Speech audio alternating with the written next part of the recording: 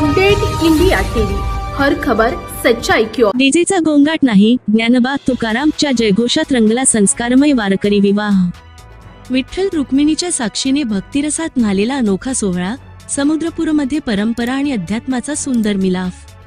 आजच्या काळात विवाह सोहळा म्हटलं की डीजेचा कर्णकर्कश आवाज, ढोल ताशांचा गजर, रोषणाईचा झगमगाट आणि दिखाऊपणाची स्पर्धा हे चित्र सर्वत्र पाहायला मिळते।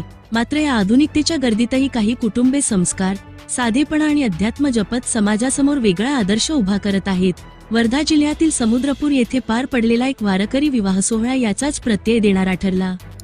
यवतमाळ जिल्ह्यातील राळेगाव तालुक्यातील खैरी येथील सौ सुनंदाताई तथा श्री विजय काशीनाथ ठमेकर यांचे सुपुत्र गजानन आणि समुद्रपूर येथील सौ अर्चनाताई तथा श्री बळवंतराव सूर्यवंशी यांची कन्या अमृता यांचा शुभविवाह अत्यंत भक्तिमय वातावरणात आणि वारकरी परंपरेनुसार संपन्न झाला।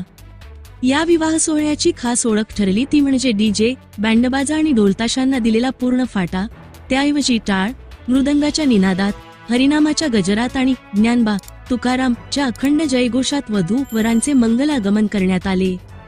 हातात साक्षात विठ्ठल रुक्मिणीच्या प्रतिमा, समोर वारकरी दिंडी, मुखी हरिनाम आणि वातावरणात भक्तीचा सुगंध, असे अलौकिक दृश्य पाहून उपस्थित वऱ्हाडी, नातेवाईक आणि नागरिक अक्षरशः भारावून गेले।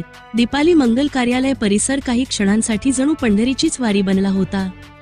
स्टेजवर प्रवेश करताना वधू वरांनी केलेला विठ्ठल नामाचा गजर आणि त्याला मिळालेला उपस्थितांचा उत्स्फूर्त प्रतिसाद यामुळे संपूर्ण विवाह सोहळा भक्तिरसात न्हाऊन निघाला। विवाह हा केवळ दोन व्यक्तींचा नव्हे, तर दोन संस्कारांचा संगम असतो, हा संदेश या आगळ्या वेगळ्या सोहळ्यातून अधोरेखित झाला।